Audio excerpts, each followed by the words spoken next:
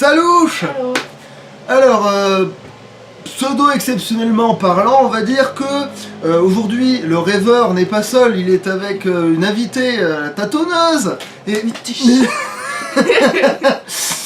Et exceptionnellement, enfin pas vraiment, mais on va parler d'une œuvre qui est sortie, alors, ça fait quand même un moment au cinéma là depuis le temps, et c'est surtout pour parler à la fois des défauts et des qualités de ce film qui normalement a été fait pour les fans et pour une raison qui m'emmerde un peu, n'a pas été apprécié, c'est-à-dire les Chevaliers du Zodiaque, la légende du sanctuaire. Voilà, donc ça a été fait par Masami Kurumada en 2014 si je me trompe pas. Donc on va parler des points négatifs et des points positifs. Donc je pense qu'on va commencer par le négatif. Ouais, c'est toujours le négatif de toute façon, c'est la Voilà. règle de l'émission. Alors vas-y, je te laisse commencer. Alors, c'est clair que si... Bon, j'ai dit que ça a été fait pour les fans, mais sans ça, même sans ça, c'est vrai que en tant que film, il a des défauts par exemple, de rythme, dans le sens où c'est vrai qu'on brûle énormément d'étapes, il y a beaucoup de choses qui sont pas vraiment expliquées, voire même pas du tout, mais ça reste quand même... comment on pourrait expliquer ça sans dire des évidences non plus trop... Déjà les maisons, le temps des maisons. Oui, non, mais ça c'est le rythme, mais c'est vraiment... même pour... Quand on plonge dedans, c'est vrai que pour quelqu'un qui n'est pas habitué, le mettre directement dans l'histoire de... C'est Athéna, qui est une déesse de la guerre, etc., qui a des chevaliers pour la protéger. C'est vrai que t'introduire ça d'un coup, puis te mettre une sorte de baston quasiment dès le début, ça peut être brut de décoffrage, effectivement. Hein, je peux envisager ça pour quelqu'un qui débarque. Ça, effectivement, c'est très brut de décoffrage. Et voilà, oui, et puis oui, comme tu disais, oui, c'est effectivement les c'est maisons... mettre les pieds dans le plat, quoi.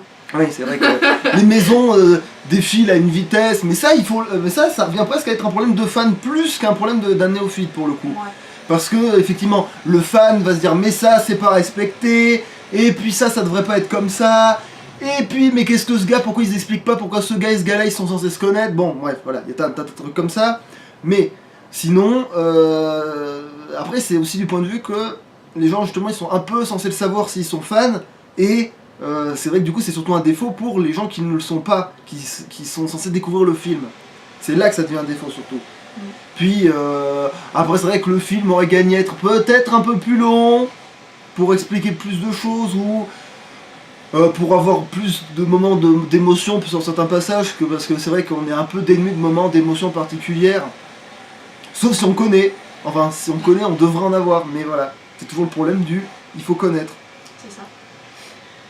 Sinon, toi, qu'est-ce que je rebondis sur ce que tu as à dire un voilà.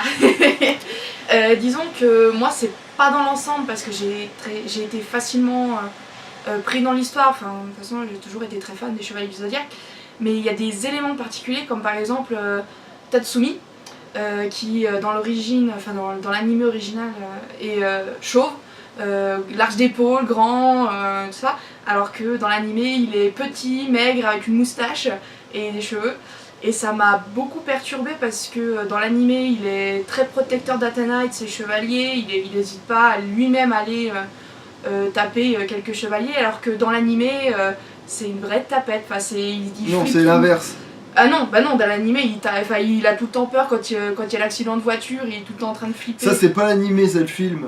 Oui, ouais, enfin le film. Oui, pour ça. Ensuite, qu'est-ce qu'on va... ouais, le Chevalier d'Or du Cancer. Donc là, je sais que t'es pas d'accord. Lui, je le défendrai après tout à l'heure. Le Chevalier d'Or du Cancer, dans l'animé, il est certes, à la base quand même très méchant. Enfin, c'est l'un des plus méchants. Il n'hésite pas à tuer des innocents et tout ça. Et dans le film, il est encore plus noir. Enfin, il est très dark, il est très sadique. Mais vraiment, ça a été monté à un summum. J'ai été, pas limite choquée, mais très surpris. Et en plus, ils le font chanter et danser. Le truc a aucun rapport avec les Chevaliers du Zodiaque. Bah après, vas-y, toi, défends-le. Mais... Ouais, non, ça sera dans les points positifs parce qu'on défend dans les points positifs, c'est faut être réglo. Ouais. Par contre, là où je suis d'accord avec toi, c'est vrai que le serviteur d'Athéna, on saurait pas qu'il est important, on se doutera jamais dans le film qu'il l'est, c'est sûr. on se doutera jamais qu'il est supposé être important ce personnage. Voilà. À part qu'il pose le speech en mode à l'arrache, tu sais pas qu'il est important. C'est Du ça. tout. Ensuite, il y a aussi le point à faire au niveau de Ikki et Sean, qui sont dans l'animé frères et très proches, même s'ils se voient très peu, mais voilà, quand Sean est en danger, Ikki vient lui sauver les miches. Sauf que là, dans le film, il n'y a pas du tout ce rapport, enfin moi je l'ai pas du tout senti, et s'il y a quelqu'un qui connaît pas l'ensemble de l'œuvre, il saurait absolument pas qu'il y a un lien, quoi. Je pense qu'il parle une seule fois de dire ouais, t'es mon frère et tout ça, mais il n'y a pas ce côté protection l'un de l'autre, il y a plus ce côté, et moi j'aimais beaucoup, beaucoup ce lien, donc là j'ai été un peu déçue de ce point-là. Et en dernier point négatif, il y a aussi le Chevalier de la Vierge, où donc dans l'animé, là, chaque maison prenait beaucoup d'épisodes, donc ça, je savais que ça allait être très réduit. Mais de là à envoyer le Chevalier de la Vierge dans une autre maison pour servir de rabatteur de tous les chevaliers, pour les emmener à la fin, c'est pas logique. Sachant que déjà dans l'animé, le Chevalier de la Vierge, il met une rouste à Ikki, où il fait carrément, il le tue et puis après, il le ramène. Mais là, j'ai pas compris, je me suis dit, mais ça va trop vite là. Là c'est pas possible, c'est vraiment en mode, on n'a pas le temps, il faut y aller. Bah oui, c'est vrai que c'est une version très abrégée pour le coup. Mais après le problème c'est que ça sous-entendait d'expliquer trop de choses, de faire exactement comme ça se passe dans l'animé et peut-être même dans le manga. Vu que sur le papier, oui, il y a le Chevalier de la Vierge, il arrive et puis déboîte tout le monde. Puis techniquement il meurt avec le phénix pour renaître avec... parce qu'il faut savoir qu'il y a beaucoup de personnages qui se mettent à ressusciter un petit peu comme ça leur chante un peu, tu vois. Et dans ces personnages-là, il y a le Phénix et justement le Chevalier de la Vierge qui ont tendance à ressusciter un peu une fois par semaine environ, presque ça. Donc c'est vrai qu'on va pas t'expliquer dans le film ça, et du coup ils ont dit bon ben on va juste le mettre du bon côté directement, le mettre du mauvais côté puis du bon côté. On va dire c'est mon point de vue de fan. Ouais. Comme j'ai vu, voilà. Après si c'est pas fan, oui, ils vont comprendre normal. C'est pour la vision du film ça, c'est vrai que oui. Mais sinon, oui c'est sûr que pour un fan, tu voulais voir le Chevalier de la Vierge foutre une tollée à tous les autres chevaliers, oui. Tu voulais voir, même voilà, à chaque fois tout le monde galérait face à chaque chevalier, bon bref. C'est ça, voilà. Évidemment. Ouais. Sinon j'ai dit tous mes points négatifs. Sinon pour appuyer ce que t'as déjà dit, c'est vrai que oui, ça t'as le coup des deux frangins, que même si à un moment t'as peut-être Sean qui fait mon frère à Ikki, mais 2 secondes, oui, mais sans ça oui, il faut le savoir quoi, c'est vrai qu'il faut le savoir. Là, ça fait vraiment genre, ils se sont engueulés il y a des années, ils sont plus vus. Mais de toute façon, le seul passage qu'on a du film par rapport au passé, c'est le flashback de Saori avec Seiya, voilà, qui est un clin d'œil d'ailleurs, mais ça on en parlera un peu après ça. Mais c'est le seul truc qu'on parle du passé, ou alors quand on fait vaguement état des maîtres des autres chevaliers. Mais sans ça, à part ça, on te dit pas du tout ce qui s'est passé. De toute façon, il n'y a pas apparemment de passé préconçu, parce qu'on ne peut pas se baser sur quelque chose qu'il faudrait que tu saches pour te raconter un film. Du coup, ils ont amputé énormément de ce qui est une évidence pour un fan, pour le public qui ne connaît pas. C'est peut-être un défaut pour un fan, mais ils ont fait suffisamment, à mon avis, de clin d'œil pour se rattraper. D'ailleurs, on va peut-être sauter au bon point. Ouais. Alors, les bons points. Putain de merde, qu'est-ce que c'est beau! C'est ça. Bordel de merde! Ça donne la chair de poule. Ah bordel, c'est super beau comme film, bordel. Même, c'est un excellent divertissement de base, de toute façon, ça. D'accord, oui, il y a du lore qui a foutu le camp, mais c'est un divertissement qui fait le café, et voilà. Ensuite, oui, la musique elle est excellente, même les scènes d'action, j'en parle à peine, mais oui, voilà, on sent bien là où dans l'animé il fallait bien se figurer à quel point les chevaliers étaient puissants et à quel point ça se passait vite, là on te montre que ça se passe vite. Voilà, et bon, alors oui, alors là où je devais défendre des trucs qui étaient dans les points, voilà. Le chevalier du cancer. Voilà, alors d'accord, le chevalier du cancer, il a grave fait un virage, hein, mais moi je disais que des fois dans une œuvre, il faut savoir prendre des risques. Il faut savoir sortir un peu de la zone de confort, et là, ça a carrément été fait. Et bon, d'accord, ils le font chanter, mais c'était un petit côté macabre aussi pour montrer que justement la mort, c'était tellement son dada que il peut faire de la dérision dessus sans aucun problème. Ce qui le rend d'autant plus effrayant, puisque il aura aucun mal à tuer quelqu'un ça le rend d'autant plus dangereux que, voilà.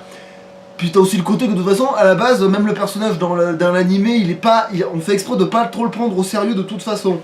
Genre, on essaie de l'exagérer en tant que méchant, mais finalement, quand il tombe sur plus méchant que lui, il plie un peu la rotule quand même. Donc c'est pas non plus... genre, il veut se la jouer grand méchant, mais finalement, dans l'animé, même évidemment, il se révèle ne pas être si méchant que ça. Donc du coup, oui, d'accord, il y avait rien de plus salopard à la base, mais... Voilà. C'est pour ça que je le défends, c'est tout pour ça. Après, parce que je me dis, ça va pas gâcher le film, qu'à un moment ils se mettent à chanter. Moi, ça m'a pas du tout... Et danser. Oui, bon, d'accord, ça m'a fait une surprise, je me suis dit, ah ouais, quand même, ils l'ont vraiment fait. Et voilà, c'est tout. Voilà, genre, ah ouais, ils ont vraiment fait ça. Mais sans plus, quoi. Voilà, ça m'a même arraché le rectus, donc pas plus que ça, ça m'a un peu plus traumatisé que ça. Surtout qu'en plus, oui, il y a tellement de clins d'œil sur les vrais trucs, comme par exemple, il y a justement le flashback avec, ça arrive vraiment dans l'histoire, ça que à un moment Seiya il défend Saori, alors qu'il sait pas justement que c'est la déesse Athéna et que naturellement on voit que c'est un chevalier qui sera protégé, voilà. Puis t'as aussi le fait qu'on voit l'horloge, bon, ils ont un peu fusionné l'horloge et le bouclier d'Athéna, mais bon, hein, c'est pour faire un clin d'œil, c'est pour que tu repères les deux trucs. Puis aussi le coup du papillon, pour quand t'as le faux grand pop qui s'adresse voilà, au chevalier du lion pour expliquer son frère et tout, et puis à un moment, je crois que c'est un symbole de la trahison, je sais plus quoi, qui se pointe à ce moment-là. C'est pour ça que le papillon est important à ce moment-là, c'est un vrai clin d'œil et tout, c'est important, les vrais savent, voilà.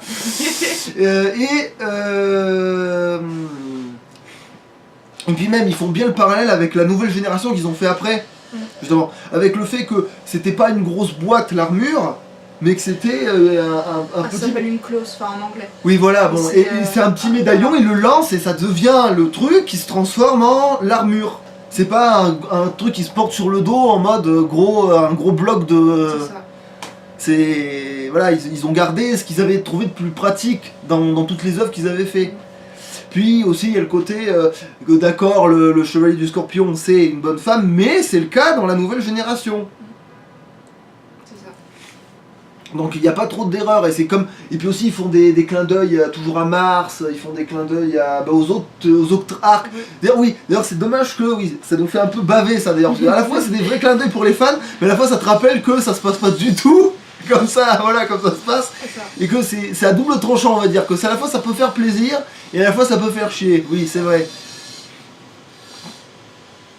Le point à part que, on a dit super beau, la bonne musique, c'est super, après oui, ça sort des sentiers battus, mais c'est parce que c'est un film, il faut aussi savoir prendre des libertés.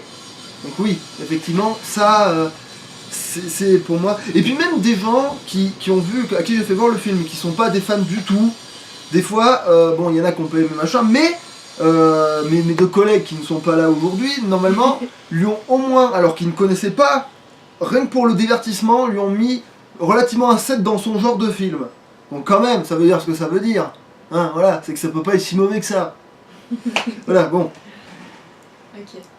Du coup, si jamais ça te revient en tête... Mais de toute façon, en fonction de ce que tu veux dire, je peux toujours rebondir. Donc voilà, moi je voudrais revenir, qu'il a parlé brièvement sur la musique. La bande son, elle est vraiment magnifique et elle correspond vraiment au thème du sanctuaire. Donc après on peut facilement la retrouver aussi sur internet, et même si elles sont brèves, elles sont, je vais pas dire épiques, mais disons que c'est vraiment dans le combat, dans le mouvement, et vraiment j'ai beaucoup aimé, et il y a pas beaucoup de films pris d'animés qui ont la bande son qui va avec. Ah mais c'est clair que quand ils se battent t'es dedans, hein. Tellement. Ensuite, voilà, j'ai bien aimé le fait qu'il y ait un passage bien précis pour aller au sanctuaire. Dans l'animé, il y a pas juste vraiment... l'avion pour aller en Grèce. On sait juste qu'on prend l'avion pour aller en Grèce. Alors que là, c'est vraiment... certes, ils prennent l'avion, mais ils s'arrêtent et il faut monter un escalier, il faut passer un portail, enfin... Voilà, là, c'est vraiment bien défini, et j'ai vraiment beaucoup aimé que ça, ils le corrigent, en fait, parce que j'ai vraiment l'impression que le film, c'est une petite correction des choses je sais pas, qu'ils avaient pensé, mais qui n'avaient pas mis en route. Il y a aussi les armures. Le fait que il y avait beaucoup de fans qui critiquaient que les armures étaient pas, il n'y en avait pas assez, que ça protégeait pas vraiment. Et là, ils en ont mis beaucoup. Et moi, j'ai bien aimé, parce qu'on voit beaucoup de détails. À certains moments, ils ont carrément des masques vraiment en totalité. Ça faisait vraiment combat. D'ailleurs oui, quand on parle des critiques de fans, souvent on tombe très vite dans les conneries parce qu'un coup, ouais il n'y a pas assez d'armure et on leur met ça, ils font mais c'est pas comme dans le... Mais ta mère, faut savoir ce que tu veux. Voilà, ça. c'est genre là... Pour les armures divines, il y a eu une polémique comme quoi ils disaient ah c'est pas des armures divines. Non bordel, oui de toute façon... Enfin bon, c'était vraiment j'ai beaucoup aimé. Il y a aussi beaucoup de fans qui n'ont pas du tout aimé, c'est l'humour de Seyar. Donc il faut mettre les choses à plat. Seyar a toujours eu un humour très explosif, très franc, et en plus il est très vulgaire. En même temps c'est un héros de shonen. Voilà, mais il a toujours été, moi je trouve que c'est celui qui a le plus dans la vulgarité, mais il a toujours été comme ça dès le départ jusqu'à la fin. C'est d'ailleurs c'est ce qui fait c'est ce qui fait Seyar et du coup qui aujourd'hui nous donne ce côté c'est pas parce qu'on lui met notre coupe de cheveux que tout de suite voilà. Voilà. Enfin, vraiment j'ai beaucoup aimé, il y a beaucoup de fans qui n'ont pas du tout aimé, enfin vraiment en plus il y a plein de clins d'œil quand ils font de l'humour, enfin c'est vraiment j'ai été mort de rire, enfin, c'est tellement ça. Ensuite il y a les traits de caractère des chevaliers qui ont été beaucoup plus intensifiés. Par exemple Shiryu qui a le côté sage et apprentissage moine en fait, et ben là il était beaucoup plus sage alors que d'habitude dans l'animé, il avait plus ce côté sentimental. Oui, non, mais en fait, disons qu'il est sage sur le début, puis que finalement, à force de fréquenter les autres, il se lâche un peu plus, disons. Mais voilà, il s'est accentué. Après, Shun, on n'a plus trop ce côté féminin, on a plutôt le côté... bon, certes, un petit côté protecteur, mais ils ont mis un côté plus masculin. Mais ça c'est le design qui veut ça, sinon ouais, oui, non, si on était resté dans les designs de l'anime, des fois on peut un peu faire la différence entre les gars et les filles donc... Après voilà, Ikki il est beaucoup plus noir, il parle beaucoup moins, y a quoi, il y a Yoga où il parle beaucoup moins de sa mère. Ah oui mais clairement, mais le problème voilà, c'est pourquoi ça y est pas ça dans le film et dans l'animé, parce que dans l'animé t'as le temps de faire des flashbacks où tu peux expliquer que telle personne est morte et était emportée par les eaux et que le gars il fait son complexe d'Oedipe pendant plein d'épisodes, tu vois, là tu peux l'expliquer, là tu n'as pas le temps du tout, genre tu peux dire telle personne est frère avec tel personnage, mais tu peux pas expliquer pourquoi ils ont leurs liens ils sont un peu ambigus, tu peux pas expliquer des trucs comme ça, du coup là tu peux juste mettre un lien entre le fait que c'est le maître et l'élève et pas entre le fait qu'il a un problème avec sa mère là. Voilà, moi j'ai beaucoup aimé qu'ils en rajoutent un peu plus. Après, il y a, comme il a dit, beaucoup de clins d'œil qui m'ont fait revenir en petite nostalgie. Mais après il faut les savoir, faut les connaître, faut être un vrai quoi. Il y a aussi Marine, le fait qu'elle ne soit pas là. Donc oui, pour moi c'était un point positif, parce qu'en fait il y avait une théorie comme quoi Marine était la sœur de Seyar, juste parce qu'en fait elle était rousse. Et aussi c'est bizarre aussi qu'ils ont comme relation et tout, bon bref. Ouais mais enfin voilà, mais du coup là c'est bien, ils l'ont enlevé, du coup ça permet d'enlever justement cette théorie qui était complètement farfelue. Et en plus il l'aurait pas exploré du tout dans le film, donc en fait t'aurais eu un personnage féminin, c'est tout. Voilà, ça aurait fait ça. Et il y a aussi le fait qu'il n'y ait pas le triangle amoureux, donc Seiya, Athéna et donc la fille dans l'animé qui s'occupe de la garderie des enfants. Donc, je sais pas si ceux qui connaissent. Ouais voilà, parce que sinon ça c'est un truc qui perd beaucoup de temps et qui en plus sert pas à grand chose, parce que finalement on sait qu'il va même pas choisir ce que tout le monde aurait choisi, c'est-à-dire... Donc du coup il y a le triangle amoureux. Juste Athéna en fait et Seyar, et encore c'est vraiment...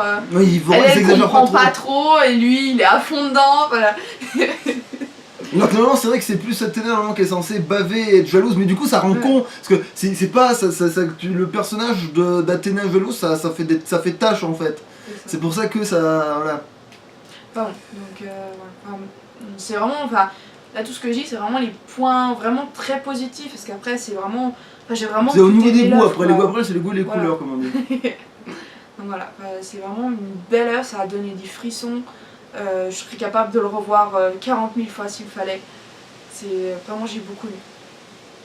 Donc du coup voilà, c'est il y a au moins de l'action qui est très soutenue, c'est pas juste contrairement voilà. Après oui peut-être que les gars ce qu'ils aimaient dans l'animé qui se sont plein les fans, c'est peut-être quand il y avait 2 heures de dialogue pour expliquer que ce mec là en fait c'était ce mec là. Tu vois, voilà, peut-être que oui, il fallait expliquer qu'il y avait un retournement de situation et que.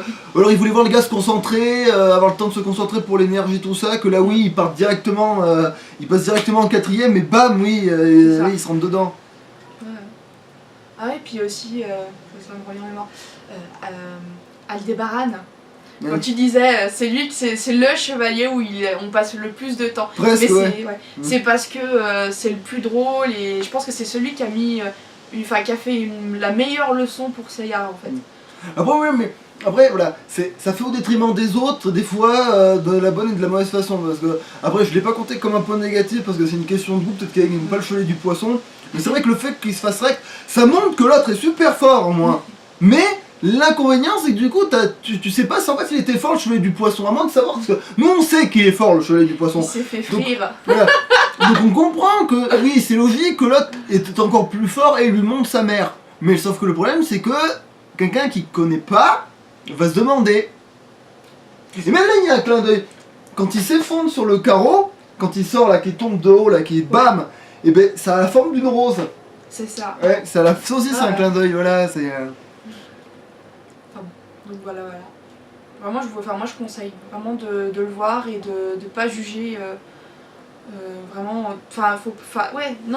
J'allais dire de pas juger trop méchamment, mais enfin on peut juger méchamment. Enfin moi je sais que j'ai jugé méchamment et pourtant j'ai aimé.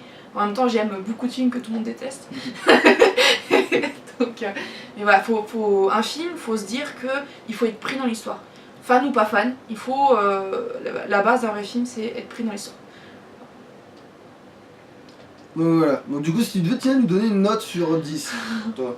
Sachant que tu peux pas mettre au maximum parce que rien n'est parfait. Ouais, mais en fait, comme j'ai un top 10 des films préférés, et du coup, les Chevaliers du Zodiac sont dans ce top 10, je vais mettre un 9 sur 10. Vraiment, j'ai vraiment adoré. Donc du coup moi je suis obligé de mettre je peux mettre qu'un 7 parce que à cause de mes critères je peux pas le monter plus haut parce que sinon je pourrais pas noter peut-être le prochain film qu'on va faire après. Donc voilà, ça va me poser un problème dans l'échelle.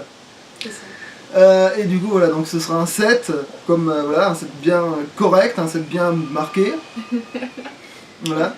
Et du coup voilà, à part que effectivement ça ne peut pas plaire à tout le monde, je pense que les fans auraient pu voir leur jugement d'une autre façon et essayer d'apprendre à aimer comme ils ont appris à aimer le truc d'origine, puisque on a énormément puisé du truc d'origine quand même. Voilà, c'est tout. Que ça reste les Chevaliers du Zodiac ou Senseiya pour ceux qui veulent la version. Voilà. Tu sais que tu viens de me mettre la chanson de Pascal Obispo dans la tête. Savoir aimer. Hein. Non, sauf que c'est pas. Enfin, si, il l'a peut-être écrite, mais c'est pas. Bon, c'est pas grave. Avant de partir en trouver des rabats, salouche et à la prochaine.